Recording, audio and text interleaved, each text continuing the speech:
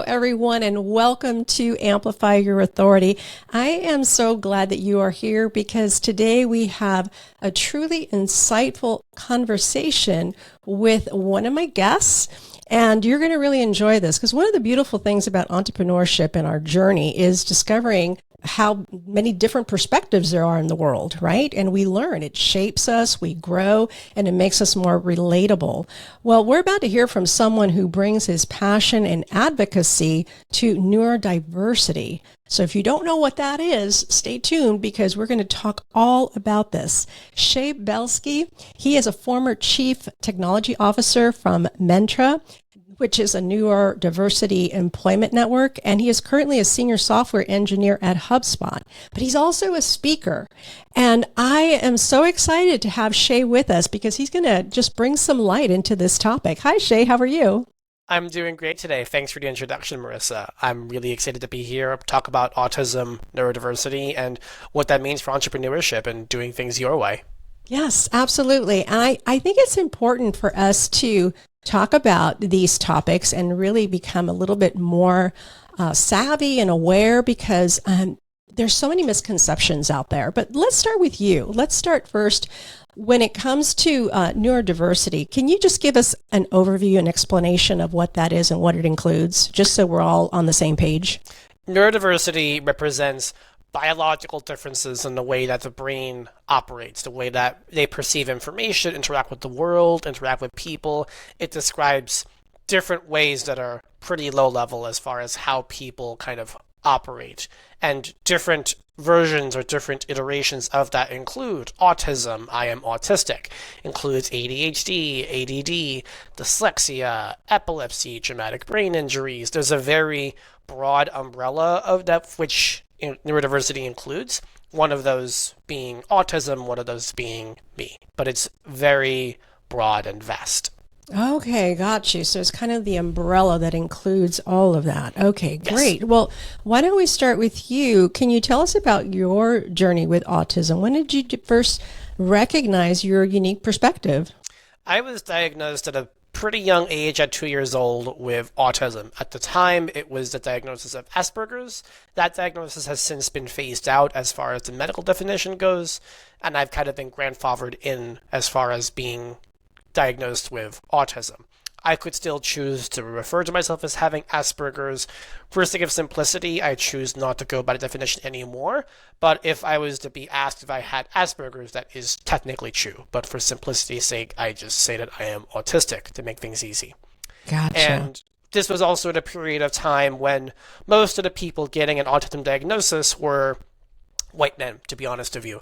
The understanding of autism and neurodiversity in women, people of color, people of different genders was very hard to come by. And so most of the science, most of the literature, most of the knowledge was around how autism presents itself or implicates white men like myself. Mm-hmm. And when this conversation happened, the doctors said to my parents, like, your son may never lead an independent, meaningful life. You may be looking after him until you grow old. And that was a scary thought for my parents, being like, oh my gosh, there's really not a lot of hope. And the good news is that over the last 20 years, 20 to 30 years that I've been around, the conversation, the amount of knowledge, the acceptance that society has created for people who are autistic and neurodivergent has really been transformed. There is still work to do in that department, but being diagnosed with autism is no longer a complete death sentence or doom for families or people who are autistic. There's a lot more resources, understanding, knowledge, and empathy around it, which is huge for people like me and their families and their friends. Of course, and that's great news, right? How wide is the spectrum just in autism alone? One thing about that, which is pretty interesting, which I love talking about, is the fact that the idea of autism being a spectrum is something of a limiting factor or not a good description of autism. You and I are here having this conversation, but if you bring me to a pretty loud environment, bring me to like a bar, a pub, somewhere with a lot of sensory input, then maybe you would think I swing the other way as far as this spectrum goes, which does not adequately describe myself as being capable of doing many other things. Now, a better framework to think about this is much more of a circle, a color wheel, which says Shea is great at communicating, Shea is great at executive functioning, Shea is great at these other things, and maybe he struggles socially, maybe he struggles with sensory things and these other things. So there's not any one place for me to say, like, by and large, I am lower high functioning or lower high on the spectrum, but instead I can adequately communicate my strengths in areas where I need some help and additional support. That's awesome. Thank you for clarifying that and for allowing me to ask the dumb questions that are probably in people's minds, because I do want to learn. I do want to understand more. And we just hear bits and pieces of what we hear in media, and that's it, right? So I'm so glad you're on the show to bring us some more clarity. So it's interesting that there's for you, it sort of led you in the intersection of technology and advocacy. What, did you always enjoy technology? I've been around technology for a pretty long time. My dad works as an IT service provider for people in New York City. So he will go out to companies and businesses in Manhattan and around that area to help them with their computers. So I've always been around it. My grandfather also worked at IBM for a very long time. I've been around technology for a long time. Like, I always think that my dad brought home kind of the cutting edge cool things when I was younger. Like, getting to go on the internet in like the early 2000s was a really cool thing. And I remember doing that and being like, wow, this is amazing. Let's do that. Yeah, and then for sure. Also, my time of growing up was also really interesting, going from not having easy access to the internet, then you have the cart of laptops that go around the school when then you can use the internet. Then you had a computer lab, anybody could go to it. Then the ubiquitousness of the smartphone where you have the internet in your pocket, like that all happened within a span of like 10, 12 years or so, where we went from nothing to instant easy access to all the information that you could ever dream of. And so that was a little bit of a whiplash from in that period of time, but it was also really cool to grow up with that, to go from not having anything to having a flip phone, the LG chocolates and the old flip phones of those days, and then having Blackberries, then having iPhones. I'm an Android guy, so I always had an Android. But seeing that transition over time was really cool, and I said, I want to be a part of that. Like, how do these people figure out what problems are worth solving? How did they identify these problems? And how do they know when they've actually solved these problems? And that was what led me to Cornell University. I studied information science there, which is at the intersection of computer science plus user experience, arts, ethics, humanities, and data science, and understanding how do we know when we've actually solved the problem? How do we identify what problems to solve? And how can we do so in a way that is responsible and ethical? And that program at Cornell was really the perfect blend of all of those things. Yeah. And I could tell by just looking at your past experience, technology has been huge. Not only, I mean, you were chief technology officer, and currently now you are also now, let me check back here, currently senior software engineer. Yes. I mean, so you like are really in the middle of technology. Technology is exciting because it's changing all the time. I mean, practically daily now with AI and everything that's going on. It's an exciting world. And you're right. There's so many changes that came about in a short amount of time, and we don't really think about that as much. So in looking at your perspective and your background and as a leader, innovator, loving technology, how has this affected your role as far as the development of technology or even using technology for some of the roles that you're filling? It's important to be thoughtful about what is going on in the world around you. How can you leverage what's around you in a way that is responsible and ethical? What you don't want to do is slap ChatGPT onto a solution and call it a day. And I've seen a lot of them. People just say, here's the latest hotness powered by AI, powered by ChatGPT. And I've seen a lot of that. What my company right now, HubSpot, is doing is really trying to be thoughtful about, let's make this AI valuable. Let's make it worth using for our customers, for our businesses that use HubSpot daily, so that they feel like they're gaining value from using it. And it's not just kind of a slapstick kind of thing. For instance, one of the things that HubSpot is doing, which I think is really cool, is they have part of their application is for social media. People can use HubSpot to schedule social media, gain analytics and insight, and they now have a social media agent to allow you to learn more about your business, about your social media, and suggest content for it, help you create assets and images for it, and be a really good companion as you create content. And for marketing folks who are doing social media stuff all day, that can be a blessing in disguise as far as just helping them a little bit. And even if they don't use what it says, just getting the ideas and the inspiration behind that. And as me leveraging that sort of technology, it's really important to be aware that things are happening and thoughtful about how you do it, because you don't want to rush it either and then you burn the bridges and you can't do that again, or at least for a while. You have to be strategic about it, because you only get a couple of tries before people just get tired of it. Yeah, and that's a good way of putting it. Don't burn your bridges by getting too ahead of yourself and thinking this is great. And now we're recognizing the repetition and the repeated language that ChatGPT has when people just try to input and output and post it somewhere.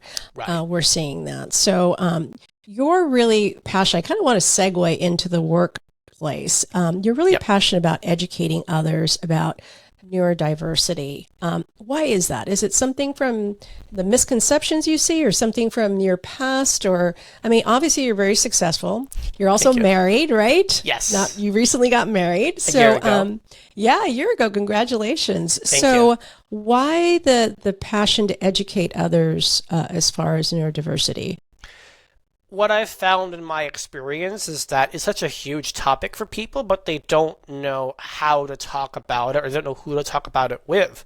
For many of my family and friends, I may be the only autistic person that they know about, or the only person who they can have a conversation about it with. And that is unfortunately a side effect of society not filling those neurodivergent autistic people with the confidence that they need to be able to talk about themselves to other people. I'm really lucky and fortunate to have found my voice, found my level of confidence and ability to communicate about my autism, about me being neurodivergent, and what that means to the world around me. But I would say, by and large, most neurodivergent people may not have that level of confidence. They may not have the emotional safety. They may not have the supportive family, friends, workplace to be able to do that. And so for a lot of people who want to learn more, it's challenging to communicate with those people, to communicate with neurodivergent folks like myself, and not for lack of trying. So in my advocacy, in my communication, I really try to make sure that not only do I share my story, but also lift up the voices of others and try to say to them, I am one story. I am one grain of sand on a massive beach in a massive desert.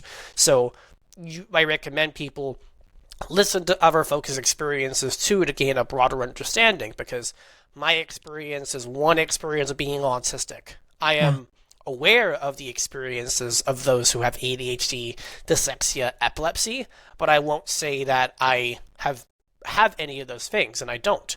So instead I would say, go find out those people who are talking about them and listen to them, because they can give you a much better story about those than I ever will, other than for me to say, go talk to them. Mm-hmm. Absolutely.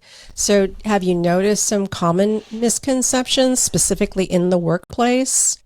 Has there been more people, more companies hiring people, or is there still a barrier there? The biggest thing that I've experienced and witnessed as far as neurodiversity at work goes is the lack of nuance, the lack of specificity when it comes to saying some individuals need some things, other individuals need different things. What an autistic person at the workplace needs is going to be different from somebody who has ADHD, who has dyslexia, who has a traumatic brain injury, who has depression. And yet, sometimes I feel that those are all kind of lumped together into one thing and say, here's what you get, have fun. And that doesn't really do those folks justice who need a more nuanced set of needs. For example, the needs that I have in the workplace are very different from somebody who has dysgraphia.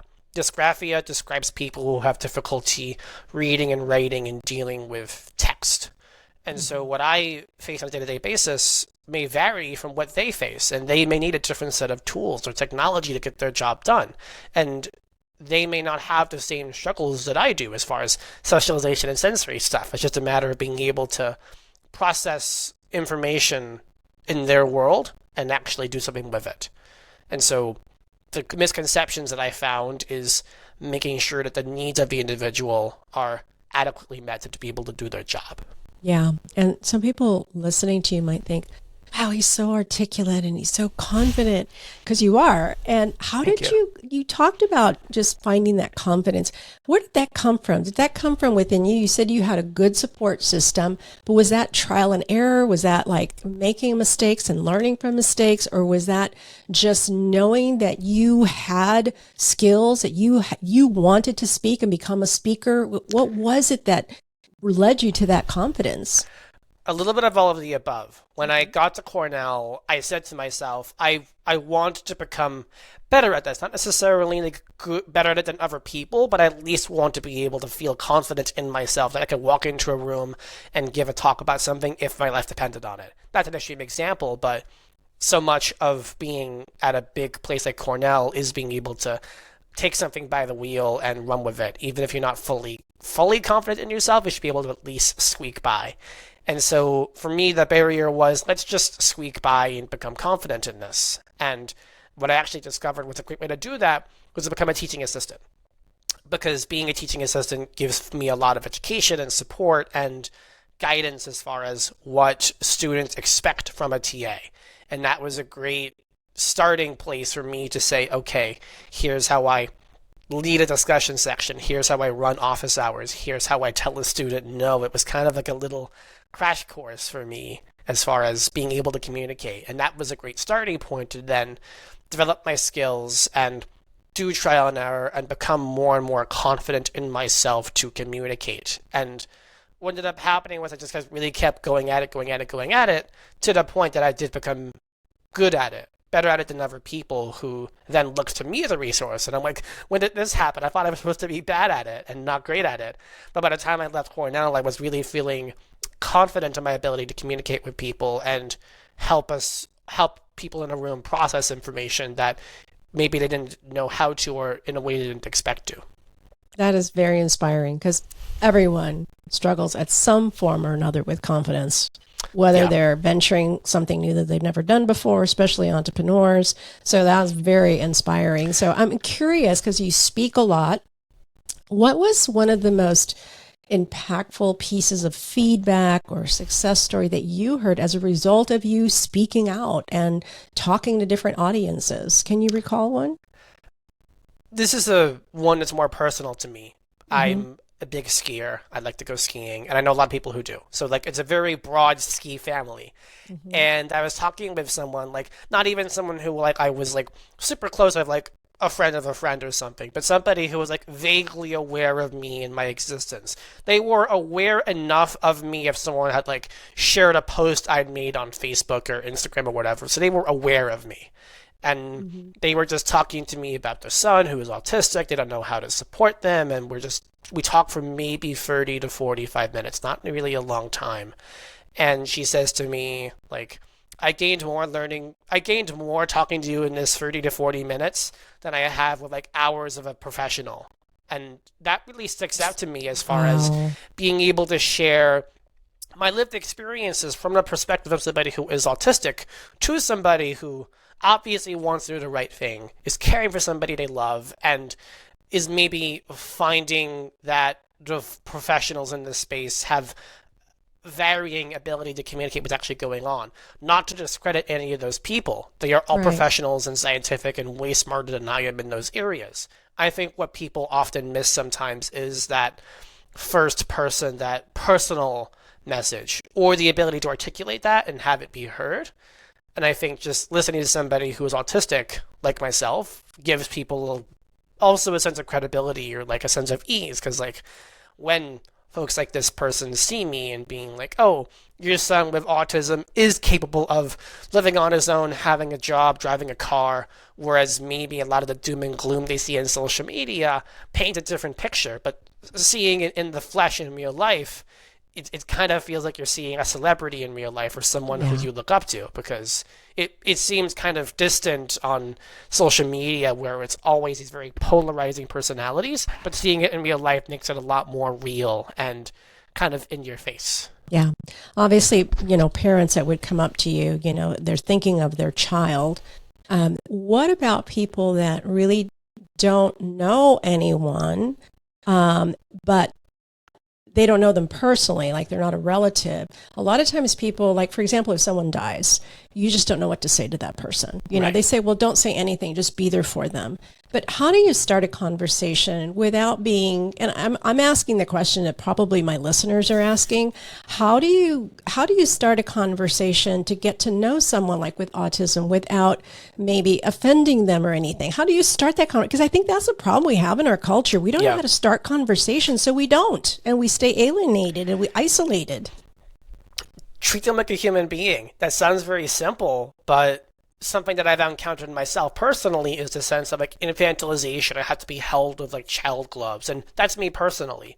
There are neurodivergent people out there who have a high set of support needs and maybe do need to be treated with love and care, but until you know that that's what has to happen, don't assume that that's what you have to do first. I have been infantilized because people know I'm autistic and they don't know better. They're trying to do the right thing by treating me with like almost too much caution, but realistically, the simplest thing and the most effective thing you can do is start from treating them like with just kindness and respect and just talk to them and then see where that goes. For the reason that the needs that I have as a independent autistic person are going to vary from somebody who is non-speaking and can do everything else. Maybe they just rely on a communication device or a communication aid to help them interact with the world verbally. And you might not know that that's the case until you communicate with them and just say, hey, like, what can I do to help you? And it's that question right there, like, what can I do for you? Which is so often glossed over or ignored for neurodivergent people. I love that. And so simple and so easy. What can I do for you? How can I help you? How can I support you? I love that. And try not to assume either. That happens in the workplace. It happens in life. Like, the set of needs that I have vary from those of an autistic individual who's slightly like me, but also somewhat different. There's a really important quote which says, if you've met one autistic person, you've met one autistic person. And I think that also applies somewhat broadly to neurodiversity to different extents, but the needs that I have and the strengths that I have as an autistic person are really different. You can have someone else out there who is nonverbal, not able to communicate verbally, but is superior to me in their ability to be sensory, executive functioning, social, whatever. They just happen to struggle to articulate things, or maybe they have a stutter, or maybe they have something else. So putting us both in the same bucket to say, you both need these things is really reductive and overly simplifying something that has a lot more complications to it. Yeah. And I think in the case of TBI, which you said it included also TBI, traumatic brain injury, that person was one way one day, and all of a sudden now, family members may not know how to start the conversation. So I think it's important to just start with something simple and just conversation, and because they're all different, Right. And just to say, how can I support you? How can I help you? Just to be able to have a starting point. And I think that at least will open up the conversation. So I love that. And for some neurodivergent people, they may not necessarily know what they need. They may not know that something does or does not work until they encounter it for the first time. To being exposed to those environments where this environment works or maybe this environment does not work for me. And that is also pretty true for people who have gone through a TBI, it's traumatic brain injury, and they may not know that something is a sensory trigger for them, or they struggle in an environment until after it happens. And there's little you can do in the situations other than to acknowledge that that's what's happening, and then either back off if it's not a good thing or lean into it if it is. So I'm curious, on a personal note, you were so busy with software engineer, speaking, holding down a job.